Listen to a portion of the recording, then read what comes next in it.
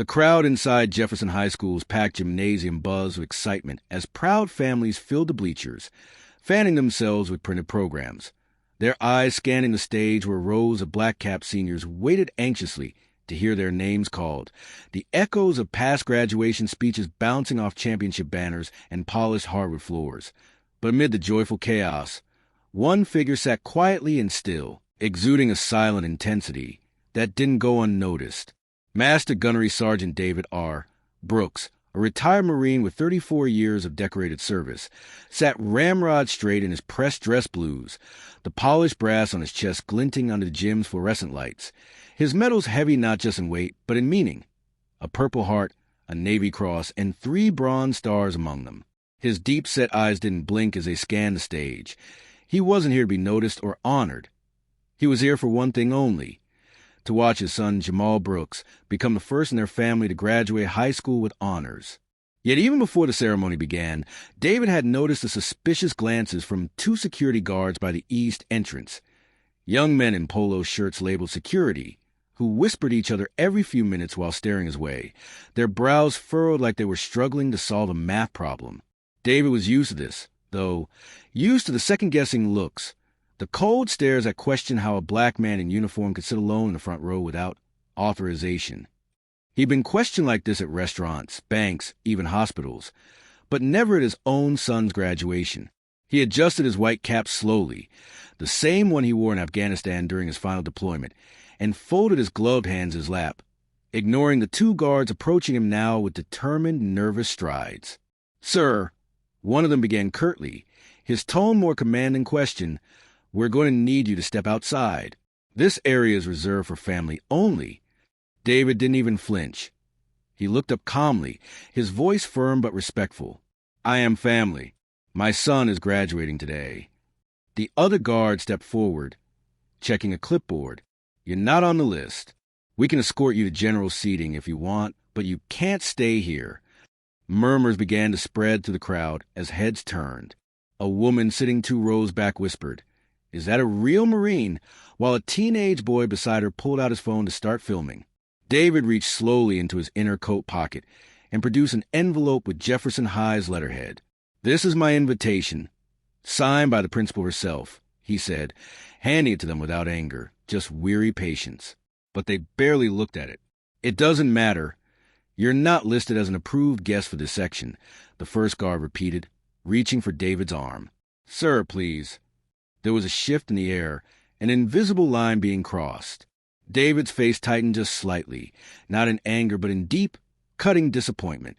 He stood slowly, towering over both guards, his voice low and calm as if addressing new recruits. "You're making a mistake. I'm not going anywhere." The younger guard grew flustered. "We're asking you nicely. Don't escalate this." "You're the ones escalating it," David replied, his deep baritone rippling to the quieting crowd. The principal, seated on stage, hadn't yet noticed, and MC was still listing the next batch of graduating names. That's when one of the guards reached for his radio and muttered something urgent. "We got a problem up front," he said into the mic clipped to his shoulder. But before anything else could be said, 6 figures began emerging silently from the rear of the gym, moving with quiet purpose, their expressions hardening as they saw what was unfolding. These weren't parents or teachers. These were Navy SEALs, 3 white, 2 Latino, 1 black, brothers in arms who had served with David Brooks in some of the most dangerous regions of the world. They had come to support their friend, uninvited, but always welcome where honor was due. The audience parted instinctively as the 6 men approached, wearing civilian suits but carrying themselves with the unmistakable bearing of warriors. "Is there a problem here?" the tallest among them asked, stepping between David and the guards, his voice laced with steel. "This man's a hero. You don't tell him to leave, you shake his damn hand." The second guard hesitated, looking at the SEAL's imposing presence, suddenly aware that he'd misread everything deeply and publicly. The murmurs in the crowd grew louder as whispers turned to gasps. Someone shouted, "That's Sergeant Brooks. I saw him on the news last year." A student in a gown stood up and pointed, "That's Jamal's dad." The guards froze, realization dawning like a punch to the chest. The principal finally noticed a commotion, and rushed to the microphone. "Ladies and gentlemen," she said breathlessly, "please welcome a very special guest, Master Gunnery Sergeant David Brooks, father of our valedictorian, Jamal Brooks." Applause exploded across the room, students and parents rising to their feet. The humiliation on the guards' faces quickly replaced by retreat. David stood motionless for a beat, then gave a crisp nod to the SEALs who had silently circled to stand behind him like a wall of respect. He sat back down with grace, never once looking at the guards again. Instead, he looked at the stage, just in time to see his son Jamal stand and turn toward her with pride in his eyes and tears threatening to fall. The guards, red-faced and stunned, slinked away as the crowd cheered louder, not just for a graduate, but for a father whose dignity couldn't be erased by ignorance. And David, still silent, allowed himself the smallest smile, not for vindication, but for the son he'd raised right, in a country that was still learning how to see. An anonymous video posted to social media just hours after the incident captured the entire exchange. The calm, stoic Marine in full uniform being asked to leave his son's graduation, the quiet murmurs turning into gasps, and then the dramatic entrance of the 6 SEALs who flanked him like sentinels of justice. The story had already gone viral the following morning. Veterans organizations, civil rights organizations, and even prominent public figures shared the video with passionate commentary about dignity, discrimination, and the shame of judging by appearance before dawn. By dawn, hashtags such as hashtag Respect Brooks, hashtag Marine Dad, and hashtag Honor Jamal were trending across platforms. But inside the Brooks home, a modest, well-kept single-story house with faded Marine flags fluttering from the porch, the morning began quietly. Jamal paced nervously across the linoleum floor, still clutching his graduation cap as though it might vanish if he let go, while David sipped his black coffee at the kitchen table with the faint hum of a local radio station in the background. "Dad," he finally said, breaking the silence, "I'm sorry. I wasn't until I was already halfway to the stage that I realized what had occurred. I should have, son," David interrupted gently, lowering his mug. "You did exactly what you were supposed to do. You graduated. With distinction, all I ever wanted from you was that." Jamal's face tightened. "They made fun of you in front of everybody." David shook his head slowly. "No, son. They humiliated themselves. And trust me, they're waking up to that right about now." Right on cue, there was a knock at the door, firm but nervous. David rose with the discipline of a man who had answered far more dangerous knocks his time, and opened the door to find Principal Devereaux standing on the porch, shoulders hunched with remorse, eyes bloodshot from what must have been a sleepless night. "Sergeant Brooks," she began, her voice trembling slightly, "I owe you an apology, a deep, public, and personal one. What happened yesterday was inexcusable." David nodded but said nothing, allowing her to speak. She fumbled with a folder in her hand. "I reviewed the footage. The district superintendent will make a statement this afternoon, and I have already placed both guards on administrative leave. But I'd like to issue a public apology myself at the school auditorium in front of the entire graduating class. If you'll permit it." Jamal stepped beside his father, eyes narrowed, his respect for the principal battling with anger over what had happened. But David looked at her carefully, not with rage, but with the clarity of a man who'd seen too much to waste energy on performative contrition. He grunted, "I appreciate the gesture, but I don't need a speech to know where I stand. What I need is for you to make sure no other father or mother goes through what I did because of the color of their skin or the uniform they wear." Principal Devereaux blinked back tears and nodded. "I will," he simply responded. "Then let's move forward." However, it was no longer just a local problem that afternoon. News vans from multiple networks lined the street outside the school. Reporters camped near the gates. An exclusive was requested by a CNN anchor. Even military brass from the Pentagon had reached out for a private briefing. Students gathered once more inside the school auditorium, this time not in formal attire but in street clothes, to continue the day's buzz of lively discussion about the video and its impact. Jamal, wearing only a plain black hoodie, stood at the center of the stage alongside his father, while the 6 SEALs who had remained in town sat respectfully in the back row. Principal Devereaux approached the podium. "Yesterday," she began, her voice strong now. We failed, not just as administrators, but as educators. A man who served his country with honor, who sacrificed more than most of us can imagine, was judged unfairly by those meant to protect this event.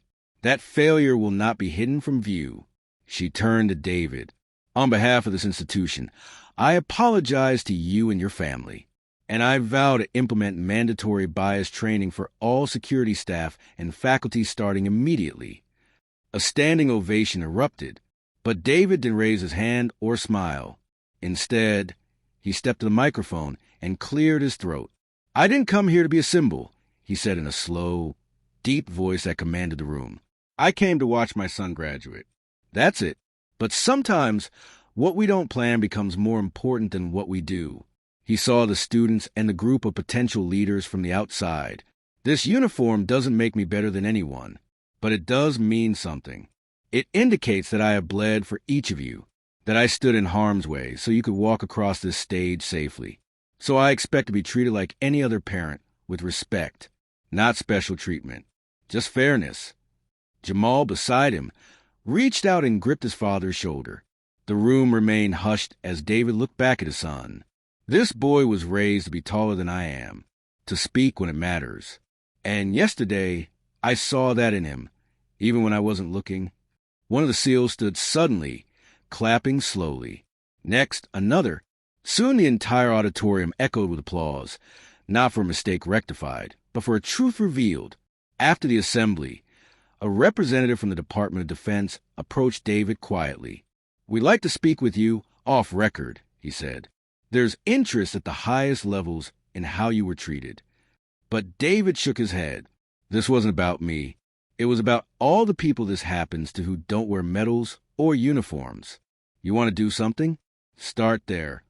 That night, the Brooks front porch light stayed on late. Journalists came and went.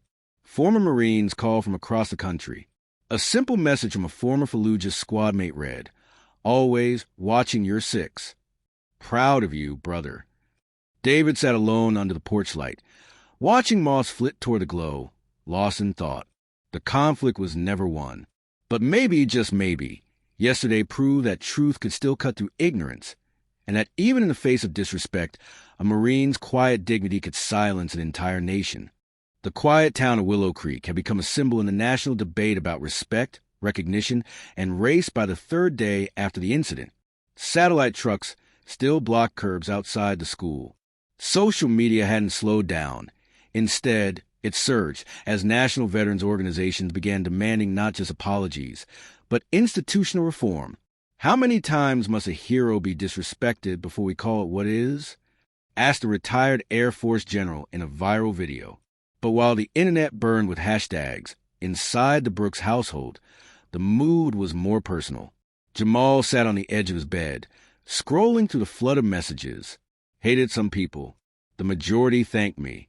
Many came from other kids who said their dads had experienced similar moments, being profiled, dismissed, or shamed in public. He glanced at the doorway where his father stood, the lines on David's face deeper than usual, but his eyes calm. They want you to do interviews with everyone.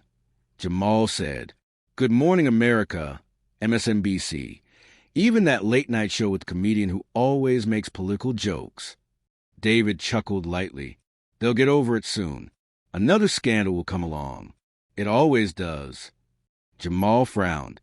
But what if this time it stays? What if you can actually make them see?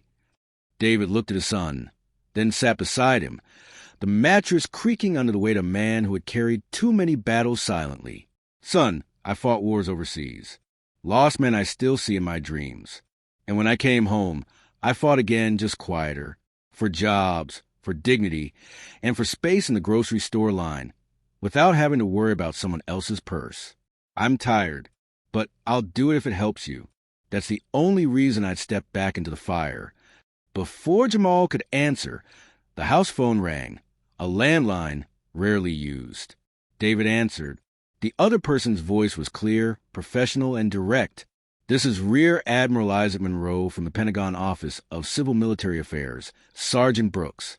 We'd like to request your presence in D.C. tomorrow for a private ceremony. David's brow furrowed. What kind of ceremony?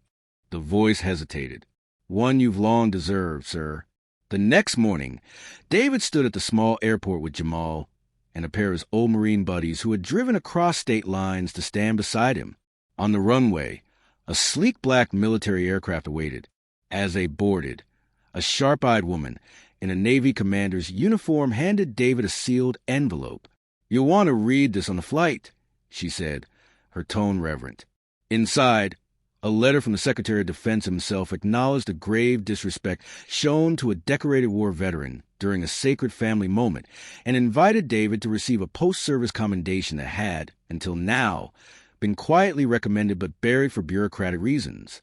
You were nominated for the Silver Star, Sergeant, for actions carried out as part of Operation Iron Vulture. We are correcting that oversight. Jamal, reading over his father's shoulder, blinked hard. "You never told me," he whispered.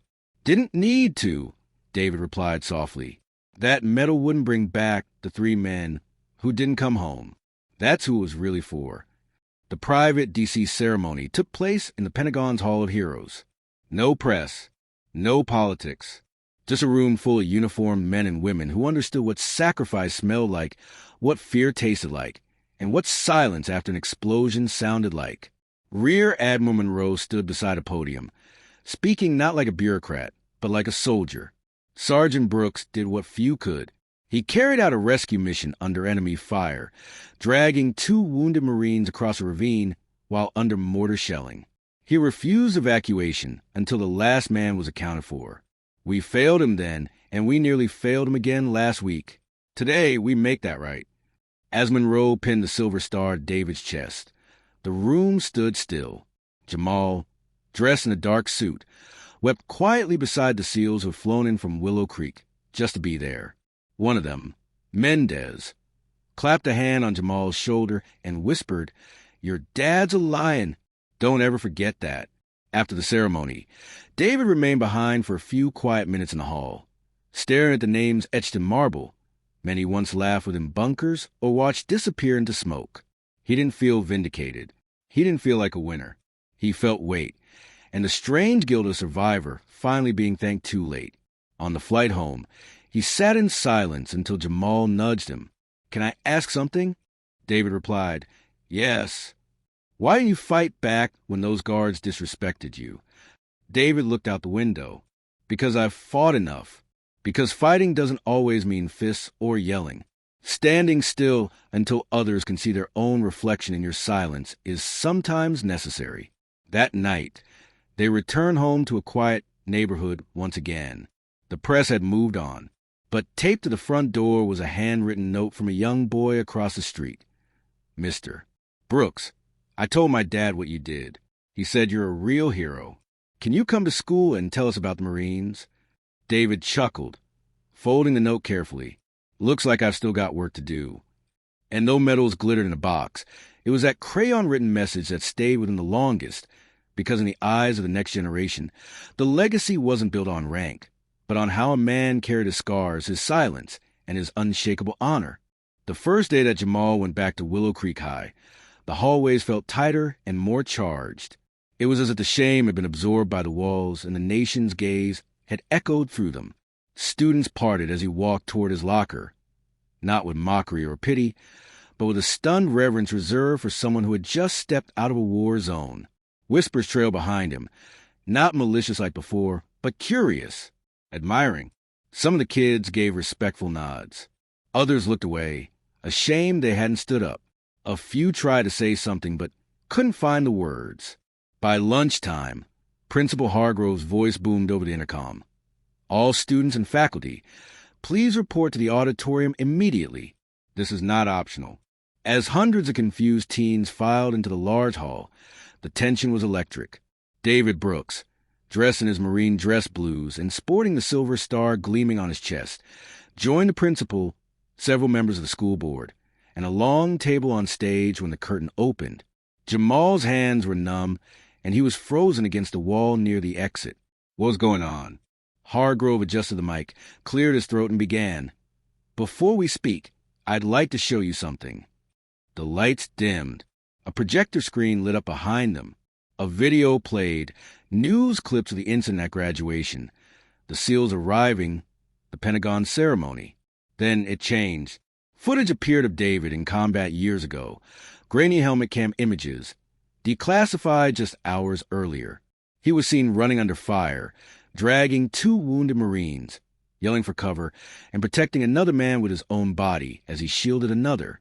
There was a collective gasp from the auditorium. Even the teachers looked shaken. The video ended, and there was a stunned silence throughout the room. "What you just saw," Hargrove said slowly, "is who we dismissed, who we disrespected, who we asked to leave." He turned to David. "Mr. Brooks, I'd like to apologize to you and your family, and I want everyone in this room to witness it." He stood, bowed slightly, and extended his hand. David took it, but the calm in his eyes was like still water over deep fire. He stepped forward to the podium. "I wasn't going to speak," he began. "I didn't come for apologies or pity. I came because a few days ago, I sat in this very auditorium for my son's graduation, proud, silent, just another face in the crowd, and I was asked to leave." Jamal could see the restraint in his voice, but his voice was steady. "I did not respond that day, but I fought in ways most of you can't imagine. And today, I'm not here for myself. I'm here because every veteran who walks among you deserves to be seen before they are questioned. Every black man deserves not to be feared before he's known. And every student here deserves to understand what integrity means." He paused, letting his words land. "Respect is not given by uniform or title. It's given by how we treat each other, especially when no one's watching." There was silence, thick and heavy. Then, from the side of the stage, 6 men in civilian clothes walked in, Mendez and the other SEALs. They lined up behind David without a word. No fanfare, just presence, the kind that speaks louder than microphones. They gave a collective salute. The audience erupted in unfiltered, raw applause that shaken the room, not the kind that was coerced by teachers. Jamal finally stepped forward from the side wall, unable to contain his emotions. He joined his father on stage, and David placed a hand on his shoulder, gripping it with a strength only fathers know. "This is my son," David said quietly into the mic. "He's the reason I endured everything. He's the future I believe in.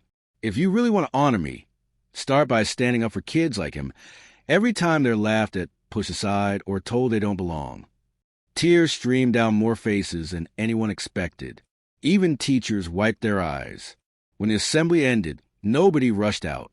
Instead, students lined the aisles, forming a spontaneous corridor along the hallway outside the auditorium. As David and Jamal walked through, the kids clapped, slowly at first, then louder. Jamal tried to duck his head, but his father straightened his shoulders and nudged him to look up. "Stand tall, son," he whispered. "This moment is yours, too." Outside, reporters waited again, but David ignored them. The true story had already been told. As they reached the car, Mendez called out, "Hey, Sergeant." David turned. "We've been talking. The Corps is launching a National Veterans in Schools program. They want you to help design it. Travel, speak, teach. They'll call it the Brooks Initiative." David raised his eyebrows. "You serious?" Mendez nodded, dead serious. David looked at Jamal. "You okay if I take this one?" Jamal laughed. "As long as I get to introduce you when you speak at my college." David laughed. "Deal." As they drove home, father and son sat in a silence that no longer felt heavy, but full. The fight wasn't over, but they had turned a moment of humiliation into a mission. The school that once tried to erase him had just honored him. And as they passed the Welcome to Willow Creek sign, David whispered to himself, "Still standing, still serving, just in a different battlefield now." It started with a whisper in the community Facebook group, a parent suggesting a simple thank you to David Brooks and his fellow SEALs. By morning, it had exploded into something no one anticipated. The mayor's office, local news outlets, veterans groups, even a Marine Corps liaison had confirmed attendance. Willow Creek was preparing something I hadn't seen in decades, a full-scale welcome parade. David had no idea. He spent the morning cleaning the garage, polishing a few of his medals only because Jamal had begged to borrow one for a school essay. His phone buzzed every few minutes, but he ignored it. For him, the noise had passed. He didn't need attention. He had already won the only battle that mattered, his son's pride. But as he and Jamal left the house to pick up groceries, the silence in town struck him. Streets were empty, shops closed, flags hung from every porch. "That's strange," David murmured. Jamal just smirked. "You'll see." They turned the corner and stopped cold. A massive crowd filled Main Street. Banners reading "Welcome Home, Sergeant Brooks," and "Honor the Silent Heroes" waved between lampposts. Veterans stood in formation, their medals catching the sun. Children held handmade signs with crayon drawings of Marines and SEALs. Police and fire trucks had their lights flashing, not in alarm but in salute. And at the front, 6 familiar faces stood waiting. Mendez and the other SEALs, all in civilian clothes but standing straight back like they were on parade ground. The crowd parted slowly, revealing a path marked by flags and rose petals. Jamal grabbed his father's hand. "You ready?" David was frozen. I didn't ask for this." "You didn't have to," Jamal said. "We did." A Marine Corps drumline began to play. Soft at first, then louder, powerful, and precise. Someone handed David a folded Marine flag, and the crowd erupted into applause as he stepped forward, unsure, still half in disbelief. The walk down the street was long, but not lonely. At every step, people reached out, some with hands, others with tears, some with stories of their own fathers or brothers who'd served. One little girl, no older than 8, tugged at David's sleeve. "Are you really a hero?" she asked. He knelt beside her. "No, sweetheart. Just a man who served, like a lot of good people who never got thanked." She handed him a card. "My grandpa was a Marine. I think he would have liked you." David blinked rapidly and hugged her gently. As they reached the town square, the mayor took the mic.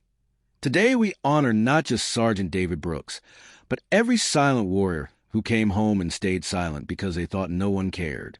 Well, Willow Creek cares. And starting today, we won't forget again." Applause thundered. Then, unexpectedly, Principal Hargrove stepped up. "I failed," he said, voice shaking.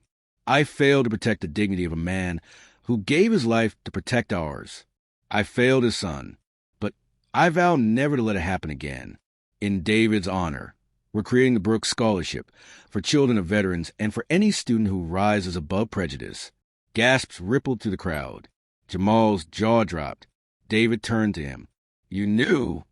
Jamal nodded, trying to hold back a grin. "I might have helped with the idea."